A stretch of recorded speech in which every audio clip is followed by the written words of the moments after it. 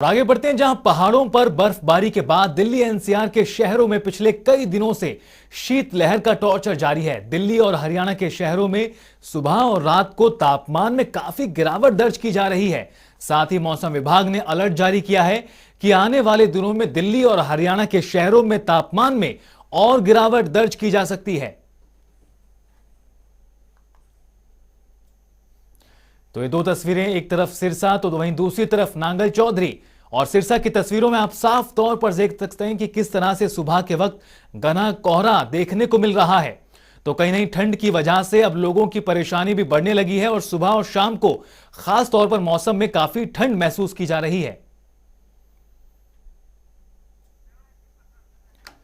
तो लगातार मौसम में अब बदलाव हो रहा है और ठंड जिस तरह से दिसंबर के जाते जाते पड़ना शुरू हुई है, उससे कहीं ना कहीं लोगों की परेशानी बढ़ गई है। खास तौर पर दिल्ली एनसीआर की बात करें तो शाम के वक्त काफी ज्यादा मौसम ठंडा रहता है और शीतलहर की वजह से यह परेशानी और भी ज्यादा बढ़ जाती है।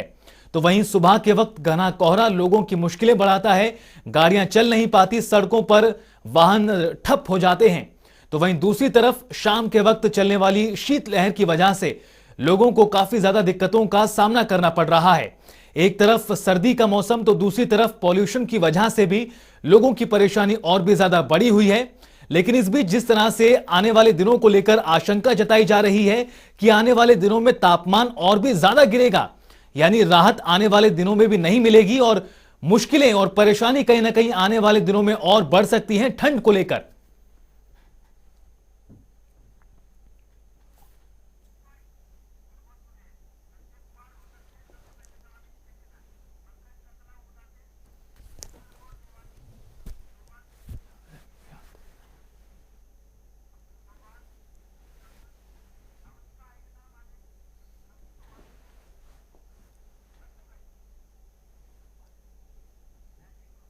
तो बता दें आपको, ठंड का टॉर्चर लगातार जारी है पूरे उत्तर भारत में। और दिल्ली एनसीआर में जिस तरह से मौसम ने करवट ली है और देखते ही देखते ठंड बढ़ गई है और सुबह और शाम के वक्त पर खास तौर पर ठंड देखने को मिल रही है।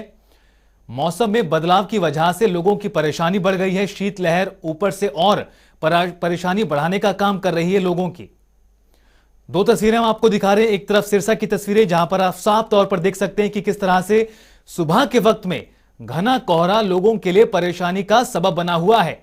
तो वहीं दूसरी तरफ नांगल चौधरी की तस्वीरें आप देख रहे हैं जहां पर किस तरह से ठंड की वजह से नजर आ रही है। और चलिए, किस तरह से ठंड अपना रुद्र रूप अपनाने जा रही है आने वाले दिनों में, और अब उसको लेकर ग्राउंड जीरो से हमारे तमाम सहयोगी हमारे साथ जुड़ गए हैं। सबसे पहले आपको बता दें, दिल्ली से अंकुश डोभाल, रोहतक से संजय कुमार और रेवाड़ी से सुरेंद्र गौड़ और पंकज कतना हमारे साथ ऊना से जुड़ गए हैं। अंकुश, मैं सबसे पहले आपके पास आना चाहूंगा। दिल्ली की बात करें, दिल्ली एनसीआर में खास तौर पर काफी ज्यादा ठंड इन दिनों महसूस की जा रही है। देखते ही देखते अचानक से तापमान में काफी ज्यादा गिरावट दर्ज की गई है और जो मौसम विभाग की ओर से अनुमान लगाया गया है वो यही है कि आने वाले दिनों में भी राहत नहीं मिलेगी। बिल्कुल, देखिए रितेश, हिमाचल प्रदेश के साथ अलग अगर पहाड़ी राज्यों की बात की जाए, चाहे उत्तराखंड हो या फिर जम्मू कश्मीर हो, वहां पर बर्फबारी के बाद से ही हिमाचल के साथ साथ जो दिल्ली का इलाका है वहां पर ठंड जो है वो महसूस की जा रही है। और अगर दिल्ली के तापमान की बात की जाए तो न्यूनतम तापमान 6 डिग्री तक दिल्ली में दर्ज किया गया है। और साथ ही साथ मौसम विज्ञान केंद्र का ये भी कहना है कि आने वाले 3 दिन है और ज्यादा ठंड दिल्ली में देखने के लिए मिलेगी। और ये भी संभव है कि जो तापमान है, न्यूनतम तापमान, वो 3 से 4 डिग्री तक पहुंच जाए। यानी कि जो ठंड है दिल्ली में वो आने वाले दिनों में और भी ज्यादा बढ़ने वाली है। शीतलहर को लेकर येलो अलर्ट जारी किया गया है मौसम विज्ञान केंद्र की ओर से। और जिस तरह से पहाड़ों में लगातार बर्फबारी का दौर जारी है, उसके बाद से तमाम इलाके हैं देश भर के, और विशेषकर उत्तर भारत की अगर बात की जाए तो उत्तर भारत शीतलहर की चपेट में नजर आ रहा है। बिल्कुल अंकुश, उत्तर भारत कहीं ना कहीं शीतलहर की चपेट में नजर आ रहा है, साफ तौर पर नजर आता है। और रोहतक रुख करेंगे जहां पर हमारे सहयोगी संजय हमारे साथ मौजूद हैं। संजय, अगर रोहतक की बात की जाए तो कितना तापमान सुबह और शाम के वक्त में गिर रहा है, किस तरह से लोगों की परेशानियां भी बढ़ी हुई हैं? तो अगर बात की जाए खास तौर पर सर्दियों के मौसम में जो लोग रेन बसेरों में रहते हैं, खुले आसमान में रहते हैं, उनको लेकर क्या कुछ व्यवस्था प्रशासन की ओर से की जा रही है? देखिए रितेश, 2 दिन से कड़ाके की ठंड पड़ रही है। हार्ड कंपाने वाली जो है ठंड है, क्योंकि लगातार जो है शीतलहर चल रही है।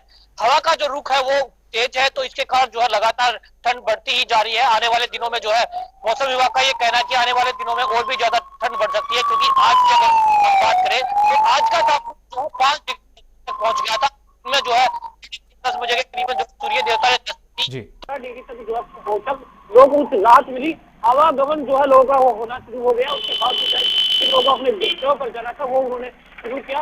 ऐसे में कहीं ना कहीं ये जरूर देखने को मिला कि जो लोग घर से बाहर निकले थे वो कपकपाते हुए दिखाई दिए। कुछ लोग जो है जो आग है उसका सहारा लेते हुए जरूर दिखाई दिए। हालांकि कुछ लोग जो घर से बाहर निकले थे वो पूरी तरह से जो अपने चेहरे को, शरीर को ढकते हुए जो है बाहर निकले थे, लेकिन उसके बावजूद जो है अभी मैं दिखाना चाहूँ अभी का माहौल है। हालांकि पीछे मेरे जो है पूरी तरह से जो अब माहौल जो है वो पूरी तरह से सही है, क्योंकि सारा तापमान जो है सूर्य देवता के निकलने के बाद लोगों को मिला था। तो ऐसे में कहीं ना कहीं जिनको अपने घंटों पर जाना था वो आवागमन पूरी तरह से सुचारू रूप से चल रहा है। ऐसे में जो है अगर सर्दी की बात करें तो प्रशासन की तरफ से, रोहतक नगर निगम की तरफ से जो है पूरे प्रबंध जो है वो किए गए हैं। रेलवे स्टेशन, बस स्टैंड पर जो है उन्होंने एक तरह से ये कहे कि जो रैन बसेरे की बात करें तो एक अस्थायी रैन बसेरा हर साल जो है बनाया जाता है। रोहतक में स्थायी रैन बसेरा जो है 1 करोड़ कुछ लाख रुपए की लागत से जरूर बनाया गया था, लेकिन पिछले दिनों उसमें जो है शॉर्ट सर्किट के कारण आग लग गई थी, तो कहीं ना कहीं दिक्कतों का सामना लोगों को करना पड़ रहा था। बिल्कुल संजय, कहीं ना कहीं जिस तरह से मौसम बदल रहा है उससे आने वाले दिनों में और भी ज्यादा परेशानी बढ़ सकती है। और ऊना जाना चाहेंगे जहां पर हमारे सहयोगी पंकज हमारे साथ मौजूद हैं। पंकज, हिमाचल में बर्फबारी का दौर शुरू हो चुका है, ऊपरी इलाकों में लगातार बर्फबारी हो रही है, जिसकी वजह से एक तरफ तो जहां पर्यटक हैं वो खुश नजर आ रहे हैं, तो वहीं दूसरी तरफ जो स्थानीय लोग हैं वो भी कहीं ना कहीं परेशान नजर आ रहे हैं इस बर्फबारी की वजह से। ऊना की अगर बात करें तो क्या कुछ स्थिति ऊना में अभी देखने को मिल रही है?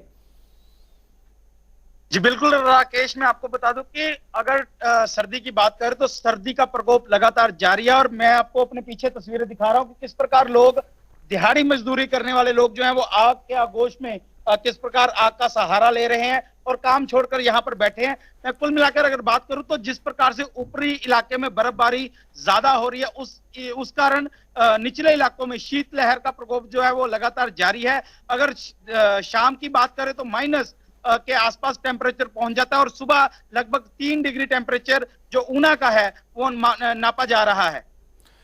ठीक है, आपसे दोबारा बात करेंगे। सुरेंद्र, रेवाड़ी की अगर बात करें तो रेवाड़ी में किस तरह की स्थिति है? क्या कुछ व्यवस्था प्रशासन की ओर से की जा रही है सर्दी के मौसम को देखते हुए? चाहूंगा कि अगर 2 दिनों की बात करें तो लगातार यहाँ ठंड का कहर देखने को मिल रहा है, और शाम और सुबह की बात करें तो लगातार जनजीवन जो है अस्त व्यस्त हो रहा है। जहां एक और लोगों को ठंड से 2-4 होना पड़ रहा है, वही बात करें किसानों को तो उनको जरूर कुछ राहत मिलती नजर आ रही है। अगर बात करें सरसों तथा गेहूं की फसलों में ये लाभदायक मानी जा रही है, तो ऐसे में नुकसान है कि जो है हद तक हुई है। अगर बात करें तो यहाँ लगातार 2-3 दिन से सर्दी पड़ रही है। ऐसे में मौसमी जो बीमारियां हैं यहाँ देखने को मिल रही है। और अस्पतालों की बात करें तो ओपीडी जो है वो भी काफी बढ़ गई है। बिसौरा की तो बस अड्डे स्टेशन पर 1-2 दूसरे पर भी रेन की प्रशासन ने की गई है। बिल्कुल सुरेंद्र, लगातार ठंड की वजह से परेशानियों में लोग हैं। और अंकुश, मैं आपसे जानना चाहूंगा दिल्ली में किस तरह से व्यवस्था प्रशासन की ओर से तैयारियां की जा रही हैं, क्योंकि अभी हाल ही के दिनों में स्कूल बंद रहे हैं पॉल्यूशन की वजह से, लेकिन अभी खुले हैं। अब ऐसे में सर्दी का सितम शुरू हो चुका है, तो ऐसे में दिल्ली सरकार की ओर से क्या कुछ कदम उठाए जा रहे हैं आने वाले दिनों को लेकर? 3 दिनों के लिए जिस तरह से मैंने बताया कि शीतलहर का येलो अलर्ट जारी किया गया है और जिस तरह से तापमान में गिरावट दर्ज की जा रही है, उसके बाद निश्चित तौर पर प्रशासन की हरकत में लोगों से भी एहतियात बरतने की लगातार अपील की जा रही है।